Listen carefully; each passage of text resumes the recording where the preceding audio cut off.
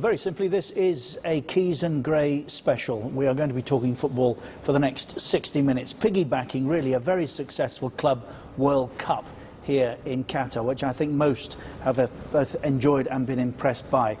Andy and myself in the company of Jonathan Northcroft, hugely influential journalist from the UK, on The Times, and now I think the Sunday Times, because you've merged both sports departments, haven't you? Yeah, we're sisters now, so 2 hats this week. But the Thunderer, nevertheless, all these years on. And James Pearce works for The Athletic. The Athletic now, an online publication, subscription only. Fantastic article last month, Andy, that I read and thoroughly enjoyed in The Athletic. Yeah. James is the Liverpool correspondent for The Athletic and used to work for the Liverpool Echo. For how many years, James? 14 years at the Echo, yeah. Well, there you go. And the article I referred to was obviously about Andy and myself. Of course it was. We are very grateful to you for joining us. What did you... Let's start with the Club World Cup. What did you expect to find in Qatar? Let's go with that. I mean, I was here in 2009 when England played Brazil. I guess I had this image in my mind of what I found then, which was a lot different to what I found now. I can see there's a huge development in the place. I don't recognise the stadium, the Khalifa Stadium that we've been at, where I was in 2009, but it's transformed. And the city itself looks extremely different. I'm struggling to locate where I was 10 years ago because it's just unrecognisable. I struggled for any time in the last 10 minutes. So you can go I'm just wondering, James, first-time visitor? First time to Qatar, and what are your first impressions of the city and the country? Yeah, I think it probably dispelled a few of my misconceptions. I think, just from reading before coming here, I thought that even at this time of year it would be almost too hot and humid to play football, and it felt like being on Merseyside back in October. I wish I'd brought the winter coat earlier on in the week. But the stadium, magnificent. I used the new metro, easy to get around. Is it good? Because I've not been on it yet. Yeah, metro. I recommend the Gold Club ticket. Yes, it was. Just really easy and straightforward and cheap to get around. I think that'll certainly help ahead of the World Cup. And I spoke to a few fans who said that the fan park was a big success in terms of the bands and the cheaper beer that the fans were able to have there. That was a big bonus. And I think probably the only thing was a few complaints from fans saying about there potentially only one entrance into the ground for all 4 sides. But I think that's why this has probably been a great learning curve for the organisers as well, because it's all about getting ready for 2022. There's been a huge amount of resistance, Jonathan, particularly in the UK. I've always felt, based on the fact that England missed out on 2018, so 2022 became a source of real frustration. But do you think now that most of the issues that were on the list of complaints for the British press have been overcome? I think some of them. I mean, the big issue, I think, of weather has been completely dispelled. We can see that these are perfect conditions. I think the other thing that's quite obvious is this place will be ready for the World Cup, and probably be ready faster than, let's say, Brazil, where I remember they were almost knocking up walls when the games are taking place. There are still questions about things like workers' rights and conditions building the stadiums. I was out at the Lusail today and it was fascinating to see the construction site. I think we're getting a deeper understanding of those issues and perhaps how stadium construction can actually drive a bit of change as far as some of those factors are concerned here. So it's and I guess the other thing is just coming to this part of the world, you realise what it's got to offer. So that sort of sense of negativity in the unknown, I think, will be dispelled, and maybe there are still some questions, but we've got a much clearer picture now. See, I've always been of the opinion. I used the World Cup, the Rugby World Cup in Japan recently, and as an example, that we were all very pleased that it went so well, but we were also convinced that it was a good idea to take the World Cup to Japan because it was spreading the word to a part of the world where it hadn't previously touched. That's the same in the Arab world, I've always felt, with football. There's no reason, never has been for me, that a tournament like the World Cup shouldn't be played here, because it is the World Cup. It's not the England Cup, is it? No, I think it's a big point. And we've both seen the impact Mo Salah has had in the Arab world. as a footballer, and is continuing to have, and the reception he got in the stadium was incredible. There's such a sort of vibrant young population in this part of the world who are ripe for football. And love the football. Love their football. Yeah. You know, football's such a global thing. James is very much in the centre of that, being a Liverpool correspondent. I think in terms of the support, it'll be fantastic, and I think supporters here will have a good experience of mingling with local fans as well because of that. And do you think that the rest of the world, not just the UK, but do you think the rest of the world have finally accepted it's happening in November, December, and have come to terms with that? Or do you think there's still a little bit of worry there, James?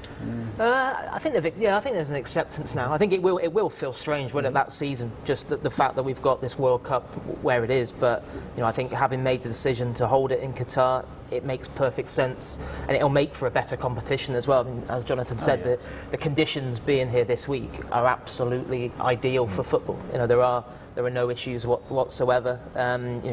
Especially for the European teams, especially because sometimes you go to World Cups in places where you think, you almost feel like a European team has got very little chance because of the heat and the humidity and things they're not used to. So that just won't be a factor in this World Cup. And it's great to see the stadium full. I think that was probably another thing with the Athletics that was here a few months ago. Initially, there didn't seem to be many people turning up, and you think, how will that be? But to see the passion and the enthusiasm in the stadium's been a big thing. I would answer that by saying, it's football. There's the difference. There's a big difference. But it was still like you wondered how receptive people were going to be. I'll give you one other thing maybe that I think will make this World Cup maybe special or better. The fact that we're going to see the greatest players in the world arriving in Qatar 3 months into a season, where they're fit, where they're still fresh, where they're probably at their strongest.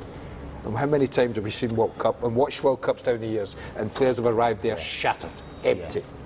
That won't be the case here, will it? I think that's a massive positive, and I mean for England to put an kind of England hat on, England and Scotland. I'm hoping we'll be there. Oh, please. That's too much to hope for, Andy, isn't it? But they often call. I think it was Fabio Capello sort of said, well, England are almost the world champions of the autumn, because if you look at England qualifiers at that part of the year, they've started the season, Premier League's up and running, players are flying, and then they just get tired, they get burnt out by the summer. So we will see the European teams in full flow. And then you'll see like the Brazilians coming to the end of their season, but obviously being ready for it. So I think the standard will be... Yeah, that was the point, I think, James. You said it'll feel strange. It won't here. It'll feel very normal here. Yes, it will feel very normal here. Because it's that time of the year when we would expect a tournament of this nature to be played from our perspective here. Anyway, enough of that. We're ending very nearly another decade of football. 10 very changing years that are behind us. Let's start with your football club. What would you look back over the last decade and say has been arguably the biggest change at Liverpool? Oh, I mean, it's been an absolute roller coaster for Liverpool the last 10 years. When you think back to the turn of the decade, you had the dying embers of Rafa Benitez's reign. You had all those issues off the pitch where the club was an absolute car crash in terms of the debts piled on the club by Hicks and Gillette, the former owners. Then you had Benitez going on the back of that, all that civil war raging at Anfield basically. Then you had Roy Hodgson being brought in as supposedly to steady the ship and nearly sunk the ship. Liverpool fell so far, and and then obviously the takeover in the High Court. Probably the most important thing that's happened to Liverpool to be, we're talking about Liverpool, the European champions, and it's looking like potentially Premier League winners. Were on the verge of going into administration. That was how much of a mess they were in.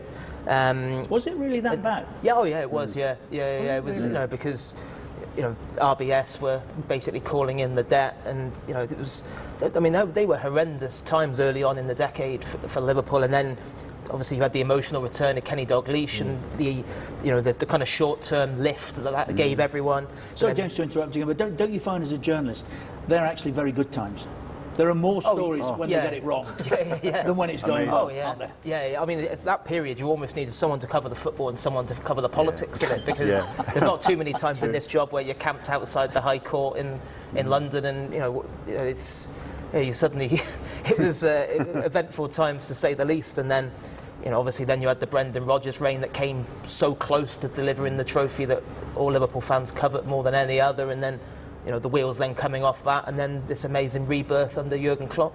Do you think, looking back though, do you think that decision and who the new owners were going to be was almost the most important decision Liverpool have made this decade? Because without that being right, this wouldn't have happened. Yeah. There's no question about that. And also when FSG bought the club, I think there was a lot of distrust from Liverpool fans because of what had happened with the previous American owners, and you know they set their stall out from the start and said, you know, this isn't some big vanity project. That we're not Roman Abramovich. You know, we're not Sheikh Mansour. We're not going to be throwing hundreds of millions of pounds at this. The club, we're going to run the club as a sensible business, and it will be a long-term plan where Liverpool have to live within their means, and that was why it was a short, you know, a kind of, you know, it was short gains over a period of time rather than just a sudden bang, there we go. So yeah, just, you know, and probably FSG buying the club's probably the most important thing, and then certainly the biggest achievement in their reign was the appointment of Klopp, because I think, you know, without Klopp, then everything else I think doesn't really fall into place. I call him, I don't know, correct me if I'm wrong, I call him the modern day Shankly. Yeah. Because to me, what Bill did way back then, he's got, whether he knew it, I don't know whether he studied it, whether he got to terms, but what Bill, when he bought into the fans, he's done the same modern day. Yeah, there's no question about that. I think nobody's had an emotional attachment with the fans quite like Klopp since Shankly. I don't think anyone has transformed the club in the same way. I mean, Liverpool have had some obviously unbelievably iconic managers, you know, Paisley, Fagan, you know, Dalglish after that, who, you know, enjoyed amazing success, but they inherited great teams, and it was almost, you know, it was a winning machine that they were able to tweak, and all the methods stay the same. But when you look at where Liverpool were at when Klopp came in, you know, October 2015, mid-table in the Premier League, they were a mile away from challenging. James, I have to tell people that not only is James correspondent for the Athletic, Liverpool correspondent, he is a Red. Yes, big Red, as you've guessed. How are you going to feel when Brendan Rodgers pinches the Yeah, I suppose that is probably the nightmare scenario locked away deep in the minds of lots of Liverpool fans. Wouldn't you be pleased for it? Well, yeah, fulfilling his potential. Do you know what? Well, I always got on very well with Brendan Rodgers, and I've got a lot of admiration for the job he's done at Leicester. But no, it wouldn't go quite as far as being that delighted for him, because I think, you know, 30 years is just a crazy amount of time, and you know, my first trip to Anfield was October 1990, and I remember my dad buying me a scarf that said Liverpool 18 times champions of England on it. And I remember on the way home saying to him, you shouldn't have got me that one, because that'll be out of date in a few months. And it was still got it. Still got the scarf, and it's still not out of date. So let me ask you, John, as a neutral, watching what you've watched so far this season, is there a possibility Brendan Rodgers, of all people, could stop this tide? I mean, I don't think so. And I've got a slight vested interest. I live in Leicester now, and my kids, you know, sort of support Leicester. So I'd love it to happen, to be quite honest, in some ways. But having lived on Merseyside as well, I know what it would mean to people there. I don't quite see it happening. I think the result last weekend, I was at the game against Norwich, was quite a big one, because Leicester missed the chance to sort of put some pressure on Liverpool by winning this weekend and then playing them on Boxing Day. I think it's a bit beyond them, just in terms of depth of squad and all that kind of stuff. It would take Liverpool to implode, and there's something different about Liverpool now. I'm thinking the title could be over by January if Man City and Leicester draw and Liverpool beat Leicester. That might well be title over. It's overdue, but one of the reasons for me is, you say you went when first? 1990? 1990 was my first game at Anfield, yeah. Retired by then. When the rot sets in, it's really difficult to cut out. And one for you here, Jonathan, if you don't mind. But before we talk, let's hear from Arsene Wenger, who sat down with our Arabic colleague Mohamed Sadoun this week, and Jurgen Klopp. And I don't think I've ever heard him say this. Have a listen. I moved from Highbury. It was a bit similar to Anfield, even not the same noise there, but there was a soul in the stadium. And we built a new stadium, but he never found. We left our soul at Highbury because we could never recreate exactly, for security reasons. Because the distance from the pitch to the stand had to be bigger, because you need ambulances to come in. The inclination of the stands had to be smaller, you know. All that kind of things that make, we didn't find exactly the same atmosphere. But what has changed in the last 20 years in England? The owners, the coaches, the players, what has remained stable is the love of the fans for their club. And that makes you as well, for the managers, to love their club, because they feel I'm in a special place here, because what I do has a meaning to people. And you can give them happiness, of course, based on what they expect from you, but you have to win the games. You cannot cheat people. They feel if you're on the right track or not. They feel when you're wrong. You cannot cheat people. These are people who go from like that tall until they are 80 years old. Related to the club. To the stadium, and their life is guided by the results of a club. You walk through the city when the team has lost, it's funeral, you know. So it is like that, and that passion is exceptional, you know. And when you're a manager, you know when you lose a game that you make thousands of families sad, you know, and that you have to care. That is a real pressure. What he talks about is that you don't make people happy.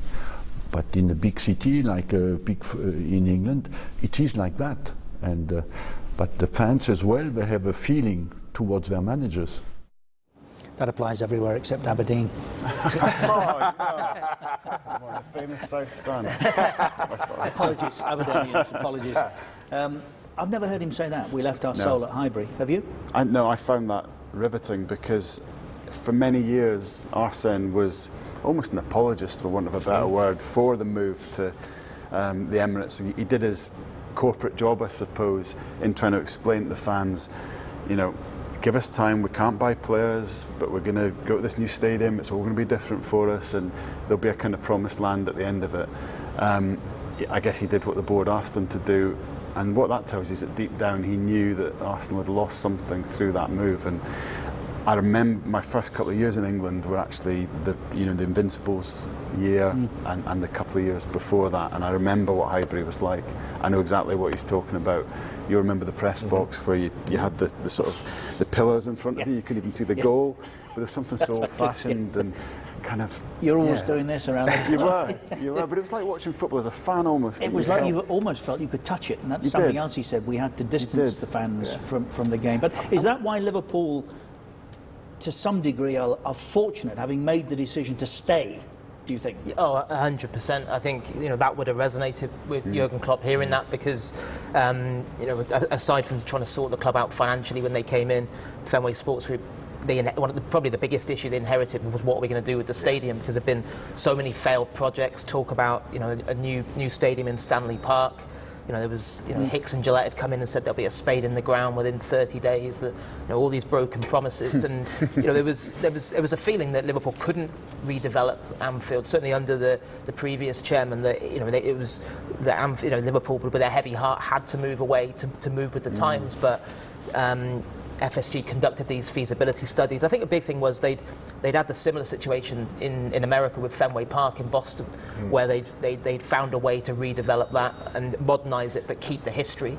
And that's thankfully what they've managed to do with Anfield. And there's no doubt that new main stand is, it's just enhanced the atmosphere. It's almost like awoken Anfield, I think, because it had, after some pretty bleak times where I think certainly when Klopp first came in, I think he was underwhelmed by his surroundings. I think he thought he'd heard a lot about this mythical atmosphere and looked around and thought, well, where is it? He famously said to the fans, why are you leaving early when they were 2-1 down home to Crystal Palace? Why have you all given up? Still 5 minutes of this game to go. And you contrast that to now we're seeing Liverpool, how many late winners do they score? I think that's what they've done really well, is that main stand. What did they put on, another 8,500? Yeah. And yet somehow it's louder than it was before. Yeah. And the Manchester City Champions League tie at home, the Barcelona, the 4-0, they were above and beyond anything I'd experienced at Anfield before. Maybe with the exception of 2005 Chelsea, but they've done an extraordinary job on that and keeping the power. I'm just thinking, listening to that, I'm just thinking maybe there's a message there for Everton across the Stanley Park. It was going through my mind also, Andy. Yes. A little through my mind. I mean, I know we're not talking about Everton, but that kind of thing. Everton are thinking of moving. Maybe there's a message there from across the city, not for the first time, that maybe they should have a couple of feasibility studies about Goodison to see what they could do with that. Because I'm trying to think, can you name one club that's taken the heart and soul from its old ground to the new ground yet? I'm not No, sure. not really, a good no. point. That's a good point. I mean, will Tottenham maybe, but King Power. I mean, King Power, you know, it's just still- the King Power's small, King though, so Power's it's done easy it to right. keep it in. But they've kept it and they've built their own sort of culture there, I suppose, with the clappers and so Yeah, on. as But you it's- think about it, maybe Manchester City, yeah. having left Main Road. But just going back to Arsenal, do you sense the same rot has set in there as had at Liverpool? maybe more of a rot among the fans, I would say. Actually, I think I don't think Liverpool fans ever turned against the club or the team, as it were, in quite the way that you see it at Arsenal at the moment. There's a real anger towards the players. Towards the players or club, do you think? Do you get the impression? I think at the moment it's against the players. There's an anti-Stan Kroenke movement, no doubt about it. But there's a lot that's coming out at the moment against the likes of Xhaka and Ozil and the players who aren't, Mustafi, the players who aren't doing well enough, perhaps in the shirt, but are maybe themselves victims of the fact the club's just drifted. I don't think that happened at Liverpool. One thing, another thing Wenger mentioned: foreign owners. Why have foreign owners become fixated with the Premier League in the last decade? I mean, Money. Money. I think that's Money, quite. yeah. Surely that would be an easy answer. Yeah, I think I was, profit. Yeah, I mean, when you look at, you'd have to give them credit for the job they've done at Liverpool FSG, but they weren't boyhood Liverpool fans who had a big emotional attachment. Same with Man City. Yeah, They saw were a fantastic business opportunity. I mean, Liverpool's owners paid about £300 million for the club. And now, I think it's valued now at 1.5 billion. You're struggling to get a savings scheme. So where do that you will think give they'll that kind take of the return. game in the next decade? Where will they take the game? Yeah, or not just specifically Liverpool. Yeah. Where do you think What, the foreign foreign owners will take the game? Well, are they happy with the Premier League? Will they be satisfied with purely Premier League football? Is that what you're getting at? Is that half Yes, of what you're I talking suppose about? I am. Yes. I think the problem is that we're talking about two different groups of owners now. There's the big six and there's the rest. And I think the big six, who are owned by very rich people who are used to getting their own way, are questioning the collective bargaining of the Premier League, the idea of distributing the money relatively fairly. And I think in the next 10 years we will see a big move to try and get more money for those big clubs, and that might lead to a European Super League. That might lead That's where you're to going. playing around the world. Yeah. See, that's what I've always felt. Yeah. That's. Do you believe that to be the case, or is that speculation? I think certain clubs, and Manchester City might be at the front of it. I think Liverpool would be behind it as well. Maybe United would be. I don't think they would want to abandon the Premier League, but How could you accommodate it then? I don't think you can. I think it'd be Well, a that's what I mean. mistake. They're going to have to I think it'd abandon be the Premier a League, massive aren't they? mistake. Yeah. The fans would be up in arms as well, wouldn't they? I think when it has come up in conversation, Liverpool's owners have distanced themselves from it, because I think the simple reason is they know it would be a Let me massive put this to PR you. goal. I spent some time with Gianni Infantino recently, and it was really interesting actually. He posed the question to those of us that were gathered: how many Liverpool fans are there in the city, your city? How many fans are there? I wouldn't know off the top of my head. Yeah, a couple of 100,000, I suppose. 100,000. Yeah. How many Liverpool fans would there be in the UK? Million? Yeah, a Couple of million? Yeah, a couple of million. Yeah. Couple of million? The World Club Cup final, Liverpool against. Flamenco. How many Flamenco supporters are there in Brazil? Quite a lot. 40 million. 40 There you go. million. Quite a lot. I was going to say. Yeah. Wow. So you see, his argument, and you can see where I think where they want to take it, is that why is it only that English clubs, Liverpool specifically, if we're using that as an example, can have the wealth and the riches and obviously everything that goes with that, and other clubs around the world aren't? We need to shift that balance. And in having a Super League, we take the teams to a far bigger audience than the one that we're currently playing in front of now. Do you follow that thinking? I follow, but you and I have debated and argued about this for quite some years now. That's why I was interested to hear him say it. Yeah, and I'm a bit like you, and maybe I am a dinosaur, maybe I'm a little old-fashioned, but I would find it horrifying if I wasn't going to watch Liverpool play Everton and Spurs play local derbies in London. And I know what you're saying, there are more supporters abroad than there are in those countries, but the strength of the Premier League for me has been the Premier League. Not it being But how much fractured more in can any you way. squeeze out of it? Foreign owners have not bought But English Richard, football do you clubs not to think, lose though- money, have they? But do you not think that even if you look at let's take the Champions League. Now, right, the Champions League was supposed to be the holy grail, fantastic for all these clubs, but you wake up every week, every year now, and the draw's made for the last 16, and they're playing them again, and they're playing them again, and they're playing them again, and we saw that one last year, and 3 years ago, and 4 years ago, and 5 years. You cannot keep reinventing it. You can't, unless by 2021 we will have 24 teams in a World Club Cup. That moves us forward, doesn't it? It does, but maybe the World Club Cup is more of a threat to the Champions League than it is to the Premier League, because I think what you can't reproduce is, or at least it would take 150 years to reproduce, is that feeling of today Liverpool are playing Everton, what it means to fans, local rivalries inside the stadium, the fact that Manchester United can go to Bournemouth and it's perhaps a tougher game than Manchester United going to Schalke, if you know what I mean. The Premier League's a product. I think what Infantino is missing is that it's not about, politics and fairness. It's just about who's got the best product. And the Premier League's unbeatable. What if Celtic were playing Liverpool in New York on a Friday night? Wouldn't that stir the locals? It was still the New Yorkers, yeah. That's a good fixture. Stir many I have Celtic to admit fans. that's a great fixture.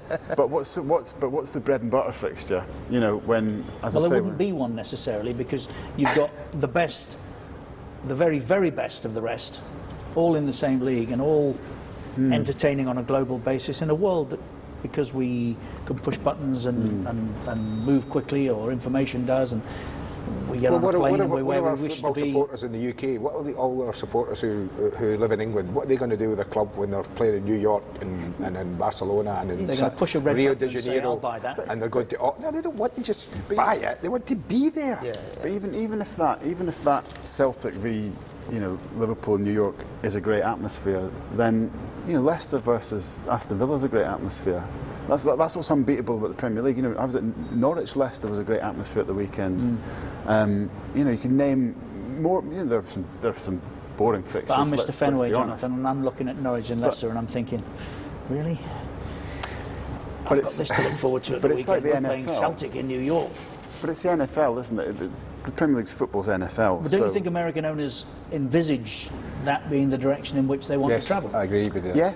I agree, and I think they envisage also taking more of the pie. Yeah. And one of the things they like about the Premier League is that they don't have to revenue share or share marketing the way they do in American leagues like baseball and so on. So they definitely want that. But I think they're mistakes. I think the product they've got is so good. Yes, it could be improved. Maybe Leeds United and all that coming up can make it an even better league. But I think they'd be foolish to tamper with it. And I also can't understand why, if the Premier League clubs have got an advantage over the likes of Bayern Munich, because they've got so much more money in TV attention, why would they want to share it? Why would they want to let Very good Bayern point. Munich in? Well, because because the rest are more influential, and if you miss the train Yeah. and you're left on the platform, you're in trouble. It's funny, James, I was just thinking, you're saying you went in 1990. I had all these conversations with people back in that very same year about the prospective formation of a Premier League. Yeah. And I do remember then the conversation was, well, so how different will it be? Well, look how different it has been. So, Yeah, but it's not interfered with what's natural for the football fan. Before it, I mean, the First Division in 1965 was, apart from the money, is very similar to the Premier League in 1995. Same teams, competition, thousands of fans claiming to again watch their team, but just getting paid fortunes, and clubs earning millions, and we're seeing every game on TV. it will evolve, won't it? We're speculating on how, but it will evolve. We know it will change. Yeah, I just think I think the European Super League thing, I think it's just going to be such a tough sell to your die-hard fans. You risk alienating them, don't you? I think. You do, but James, again, I come back to the point I just made to you do the 30,000 that might go to the, what do you call it now, the Leicester City Stadium? The King Power. The King Power, yeah. You might the 30,000 that go there, but what about Leicester City's owners who have got untold resources in the country that they come from, Malaysia? I mean, the 30,000 is an insignificance, isn't it? Oh yeah. I mean, God, I'm sure they would love to play games in Bangkok or whatever, but Premier League's got history. You know, English football's got. You can't just replicate that in another competition, can you? And it's about the reason so many people around the world love the Premier League so much is the passion and the emotion in the stadiums. And suddenly, if you rip in the heart out of that and say, well, you'll only have 2 home games a month because we're going to play the other 2, one in Kuala Lumpur, one in New York. Talking about ripping the heart out of the game, this was inevitable. One massive change over the last decade has been the introduction of what Andy and I call VR, video refereeing. What everybody else in the world... I thought we were getting away with that, video talking about that referees. No. We have a different way of using the kit in England. This is what the FIFA president was saying about VAR in that meeting I just referred to.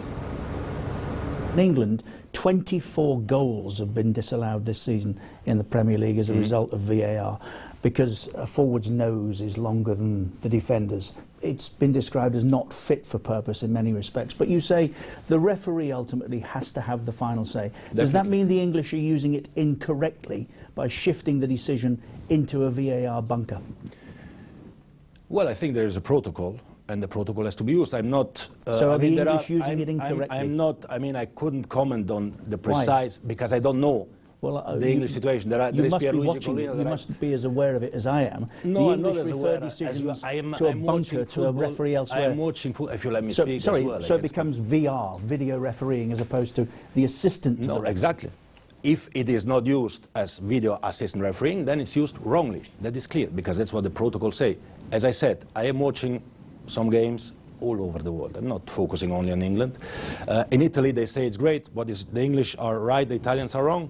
In Spain, it's more positive than negative, so the Spanish are wrong, the English are right. Should have the final say. The match, of course, the referee has always the final say. He has always the final say.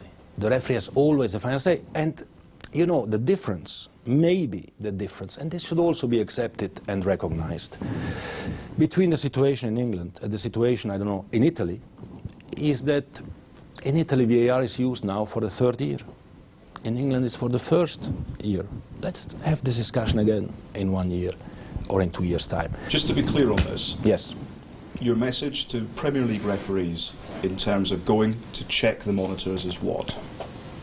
Do you believe they should be going to check the pitchside monitors before they make those key decisions? Well, when they have doubts, of course. Because they haven't done it once this season. Well, then maybe they should start doing it. Well, I didn't know that they didn't do it once, you see. But maybe they should. Maybe they should. Are we VR fans? Were you, and have you changed? Or have you changed your mind? I'm more against it now than I was when it came in, to be honest.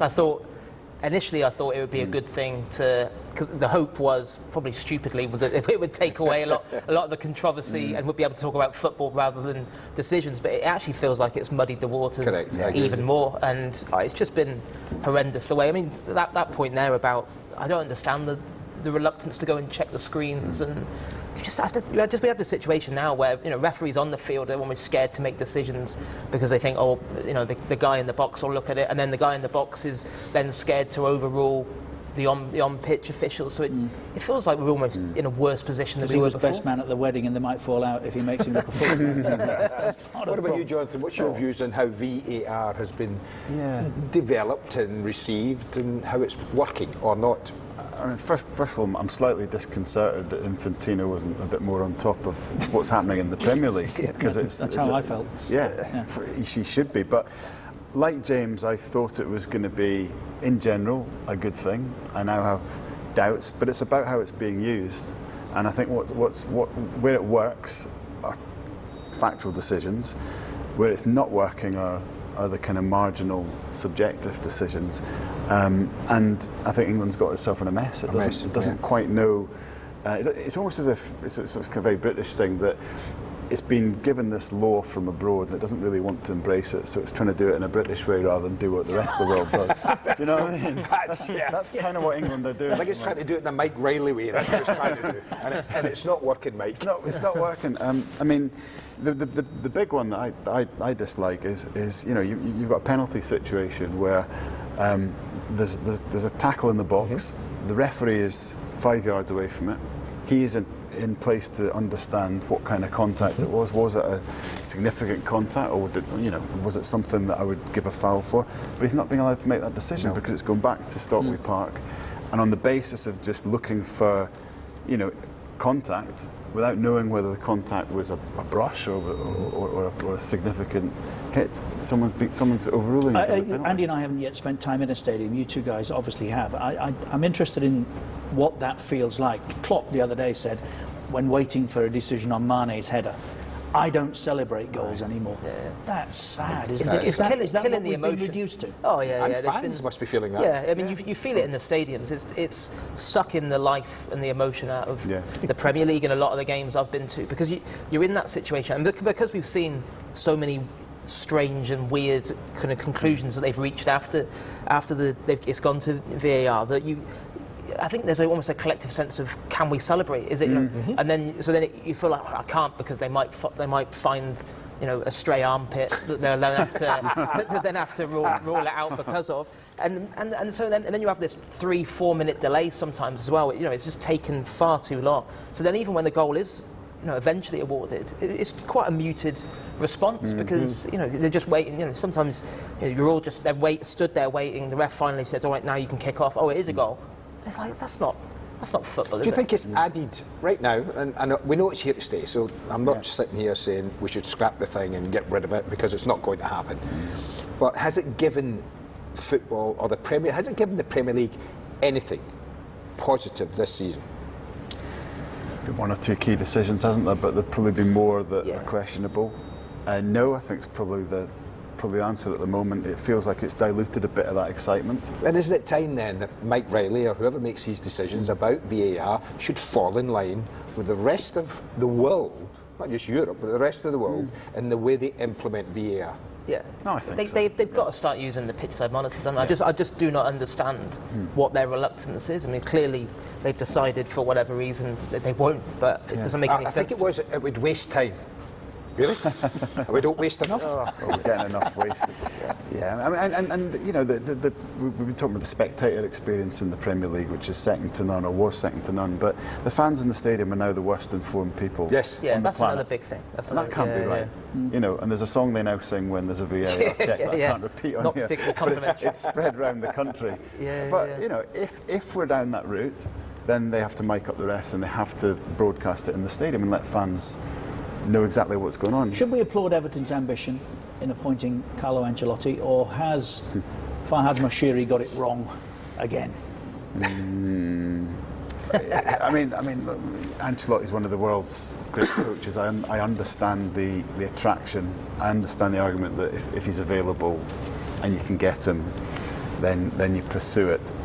But I don't think I'm not going to say I don't think it'll work for Everton, actually, because we don't know how much money he's going to spend now. But it's certainly, this Everton squad is not a squad I'd fancy Carlo Ancelotti having to manage, because he's been dealing with top players his whole career. So if you can renovate the squad, maybe. I perhaps got a vested interest. I got a friendship with David Moyes. I think he would have been a more appropriate manager for Everton, because I think what we've seen Duncan Ferguson do in the last 2 or 3 games is tap into the soul of Everton, to understand Goodison Park, to understand what that club's about, which is intensity, being difficult to play against, a sort of certain honesty and directness about the football, which, for me, David Moyes was a big part of building that modern sense of Everton. But it was part of, like, the Everton's that Andy played for, and I'm will Ancelotti get that? Will he be able to recreate that? I think unless he spends another 200 million, but spends it better than Everton have done before, it might be difficult. Would Liverpool fans be worried if Carlo Ancelotti turned up across Stanley Park? I don't know about worried. Be careful. Because obviously there is a big gap at the moment, but you'd have to applaud Everton's ambition, I think. I think, agree. you know, his CV is unbelievable. I think, as Jonathan said, probably the question mark is against the fact that most of the clubs where he's enjoyed a lot of success, you know, he's had almost like a ready-made team and been able to bring in elite talent. You know, even with the money, we don't know whether Moshiri is willing to dig deep into his pockets again. But I think, as we've seen since Moshiri bought Everton, it's one thing having money; it's another thing being able to attract the best players when you're outside of the Champions League. But yeah, I think it's going to be really interesting to see how he gets on. I mean, he's unbelievably successful, and I think, you know, the one thing he has done as well is beat Liverpool. His record against Klopp is actually very good. And when you think, tomorrow, 20 odd Merseyside derbies or whatever it is now without Everton beating Liverpool, and obviously haven't won it across Stanley Park this century yet. So maybe that was part of Moshiri's thinking as well. They might win a derby. So as this year comes to a close, if you had one wish for football, if you were able to make one decision that would change the game, what would it be? Ever thought about it? Wow, it's a good question. I mean, two things jump straight into my mind. One, I think we've seen a return to racist incidents, racial abuse. I'd love to see that nipped in the bud right now, straight away. How can football do that, Jonathan? I mean, Yaya Toure was talking about this and made the point that, I mean, the way he phrased it was perhaps provocative, but he said people have become more stupid in general in the world. So maybe football's reflecting some things that are happening in societies. When you look at the Italian effort to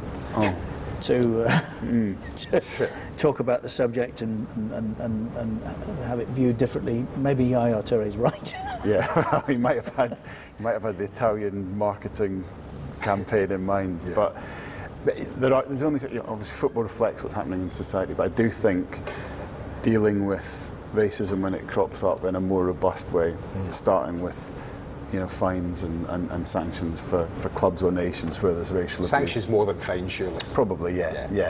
You know, being expelled from competitions or points. I think you're right. I saw Les Ferdinand talking recently about it, and he reminded me, and you know well, Andy, you were playing, of that period in the 80s when English football fans really were not welcome abroad, and as a result of one particular incident, which was Heysel, of course, which you know plenty about, James, I would imagine, English football was banned. Well, we took ourselves out of the firing line before UEFA said you're out. But we, as a collective, English football was banned for 5 years from Europe.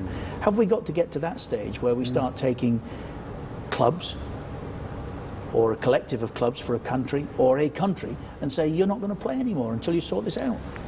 Yeah, maybe because unless an example's made of someone, you sort of wonder how how is this cycle going to get broken? How are countries going to take it seriously? How are clubs going to take it seriously enough? Maybe it has to be something as strong as that. What doesn't work is paltry fines that you know aren't worth anything at all, or playing like a meaningless qualifier behind closed doors. No. That kind of thing. It's not working at the moment. It's clearly not working. James, anything you would change overnight? Do you know what? One of my bugbears is time wasting in games, and how much time is lost, and it's never added on properly. Is it? No. You always see the ref kind of indicating, you know, don't worry, and then inevitably 2 or 3 minutes goes up on the board at the end. So I've always quite liked the idea that the clock actually stops when the game stops, and so that would be one. Yeah, I can't see it happening. But James is saying that because as an athletic journalist, he no longer works on deadline. I do not want 11 minutes of added time. That's a very good point. I just want to be able to see the ones around me suffer. Who is, or who are, if it's more than one, the successors to Messi and Ronaldo? Oh, that is a good question, isn't it? I've got one anyway. Go on. Well, Mbappe has to be there. Yeah. You have to feel that if he continues to progress at the rate he is, the age he is. He's special, isn't he? He is special. I've got one that you don't necessarily agree with. I think he's a fabulous footballer, but I don't think he'll elevate himself to those levels. Sterling. Yeah. I'm not sure if he'll be at that level, but he could become the face of a new sort of generation. He could certainly go and play at Real Madrid. We could certainly go and win golden boots. But we're talking Messi and Ronaldo. Is Ronaldo? Cruyff. Yeah. And we have. Exactly. so yeah, but maybe it'll take generations. I mean, you know. Have you seen the jump the other night? Yeah. I mean, as you get older, it gets harder to jump. I know that from my paltry five-a-side football efforts. So how can he do it? He'll tell you a good story about getting old and not being able to jump. Goodison. I went to Goodison playing Kevin Ratcliffe's testimonial long after I'd finished. I'd kicked the ball, and when you put the strip on again, you think, yeah, I'm thinking I'm back at Goodison in '85, and I'm running about the pitch. A cross came in. I think Trevor Steed put a cross in, and I was back there at Goodison in my prime, and this ball came in, and I picked the flight of it, and I got it where I'd meet it when I was young. And as I got to this ball, I'm suddenly thinking, I went to go off the ground, I suddenly thought, I'm not going over, I'm not getting anywhere here. And I must have got off the ground by about 2 inches. And this ball sailed over my head, and I suddenly realised, spring's gone. The springs have gone. Is there an iconic moment you look back on over the last decade that will always be with you? And it might be, I'm going to suggest for you, it might be, it'll haunt you. And it haunts him, and it's such a terrible, terrible way to it shouldn't be after all the wonderful things he did, but Gerrard slip. Yeah, for all the wrong reasons, that would be the moment. Yeah, I think just 'cause it just seemed almost. I remember like covering that season and the momentum it built up in the second half of the season.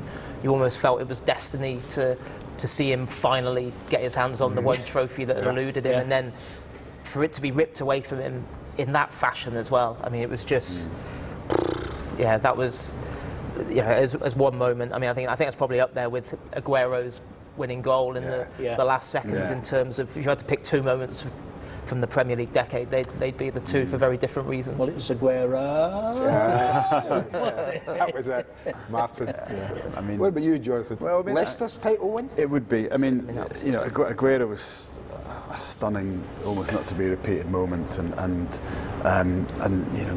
that whole that end of that whole season when Gerrard slipped was incredible. But I was there the day Bocelli came to sing at the King Power. Wow! Yeah, and the trophy was presented, and I was living in the city, so it was more vivid for me. But Leicester winning the title even now still feels surreal. And back then, when it was a few days old, they'd won it on the Monday night because Spurs lost it at Chelsea. Yeah.